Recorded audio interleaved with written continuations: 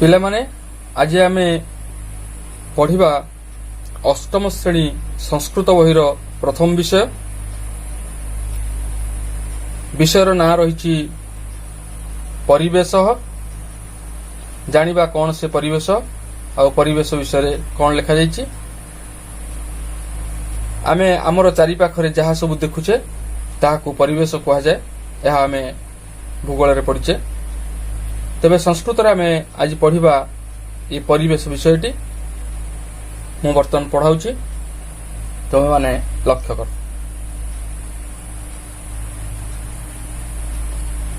ଭାରତୀ ମନୋଜସ୍ୟ ମାତା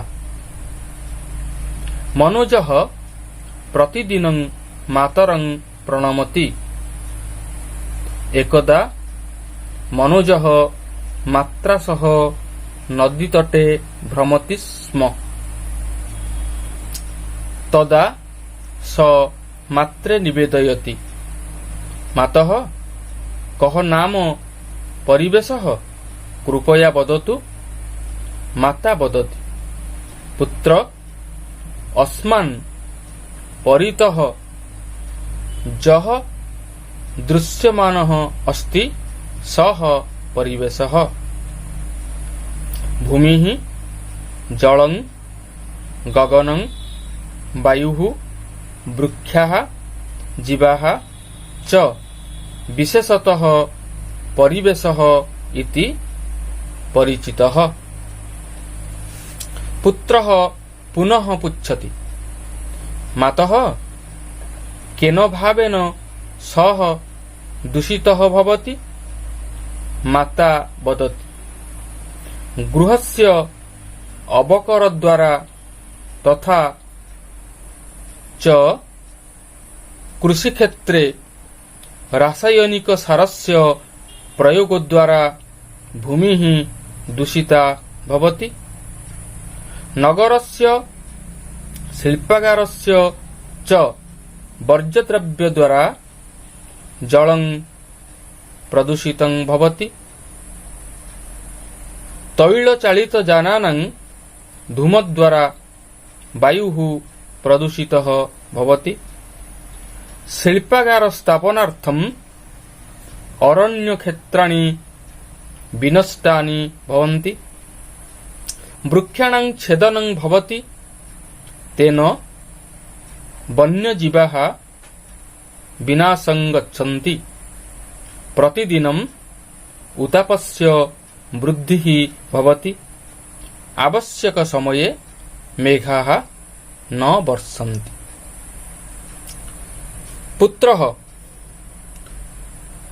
मातुः सकाशात् परिवेशस्य प्रदूषण विषयं जानाति। स पुनः मातरं पृच्छति परिवेशः कथं सुरक्षितः भवेत्।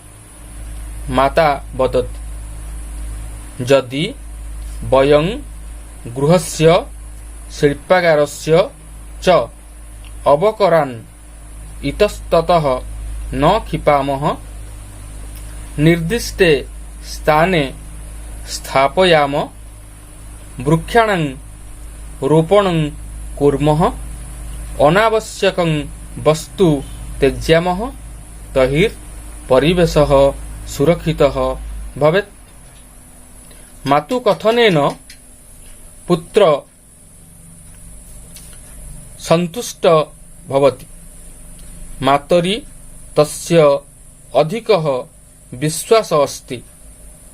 अतः नूनम् अहं 10 वृक्षान् रोपयामि।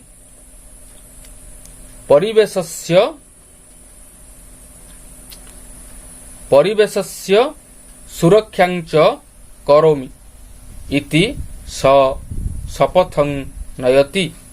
माता आनन्देन पुत्रं मनोजम् आलिङ्गति। अतः वक्तुम् उचितं वृक्षः रक्षति रक्षितः। विषयटी पढ़ा सरला। बर्तमान मैं बुझाइबी, ध्यान देव। ଭାରତୀ ମନୋଜସ୍ୟ ମାତା। ଭାରତୀ ହେଉଛି ମନୋଜର ମା। ଭାରତୀ ମନୋଜସ୍ୟ ମାତା। ମନୋଜଃ ପ୍ରତିଦିନ ମାତରଂ ପ୍ରଣମତି। ମନୋଜ ପ୍ରତିଦିନ ମାଙ୍କୁ ପ୍ରଣାମ କରେ। ଏକଦା ମନୋଜଃ ବା ଏକଦା ମନୋଜଃ ମାତ୍ରା ସହ ନଦୀ ତଟେ ଭ୍ରମତି ସ୍ମ।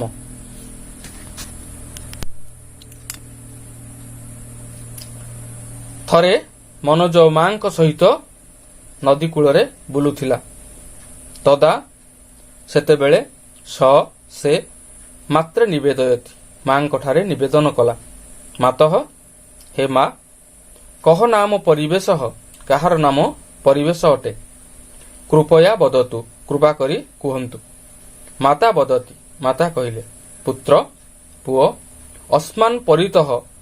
ଅସ୍ମାନ୍ ଆମ୍ଭମାନଙ୍କର ପରିତଃ ଚାରିପଟେ ଯହ ଦୃଶ୍ୟମାନ ଅସ୍ତି। ଯାହା ଦେଖାଯାଉଛି ସ ପରିବେଶ। ଭୂମି ଜଳଂ ଗଗନଂ ବାୟୁ ବୃକ୍ଷା ଯିବା च विशेषतः परिवेश इति परिचित।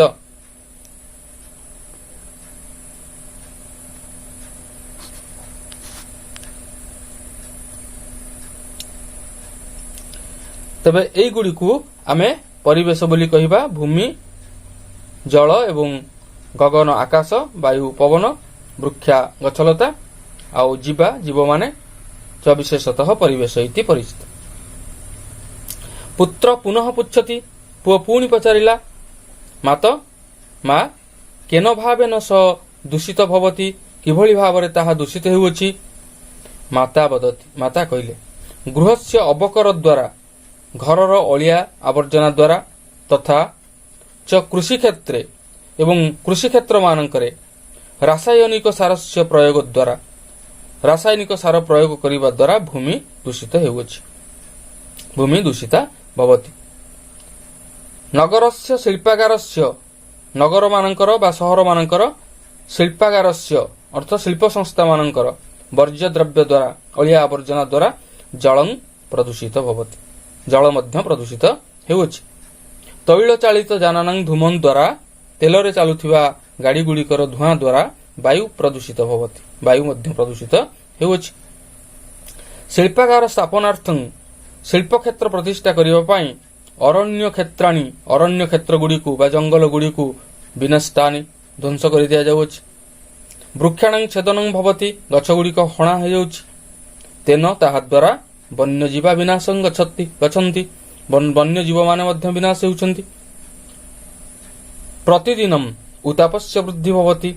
अच्छा, वृक्ष हणा हो गला फଳରେ प्रतिदिन वायुमंडल रे उताप वृद्धि पाउछि। आवश्यक समय मेघा न वर्षन्ति। आवश्यक बेले मेघ हेउ नाही, ता आमे देखुछे। पुत्र मातु सकाशात्।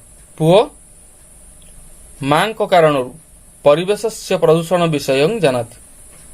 परिवेश किभଳି भाବରେ प्रदूषित हुए पुओ जानि परिला। स पुनः मातरं पुछति।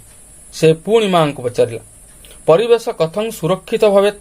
परिवेश किभଳି भाବରେ सुरक्षित होई परिबो वा रक्षा पाई परिबो। माता वदति।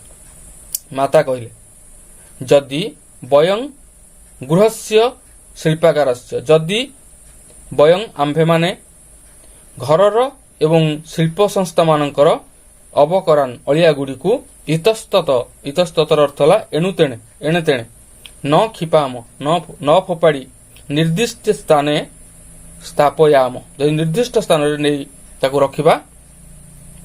वृक्षाणां रोपणं कुर्म। गछ लगाइबा। अनावश्यक वस्तु त्याज्याम। अनावश्यक वस्तु गुड़िकु त्याग करिबा। ताहाले परिवेश सुरक्षित भवे। ताहाले परिवेश सुरक्षित होई परिबो। मातुः कथनेन, मांक कथारे पुत्रः सन्तुष्ट भवति। पुओ सन्तुष्ट होला। मातरी तस्य अधिक विश्वास अस्ति। मांक ठारे तार अधिक विश्वास थिला। मातरी तस्य अधिक विश्वास अस्ति।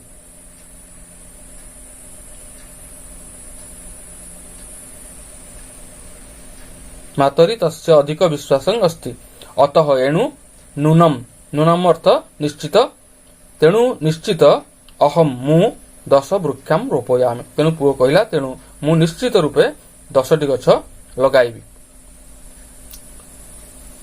रोपयामि परिवेशस्य सुरक्षां च करोमि परिवेशर सुरक्षा मध्य करिबि परिवेशस्य षष्ठी विभक्ति एकवचन परिवेशर सुरक्षा च करोमि तहि इति स शपथं नयति यह बोली से शपथ कला बा शपथ नेला माता आनंदेन पुत्र मनोजम आलिंगति माँ अति आनंद हुई पुओ मनोज को आलिंगन कले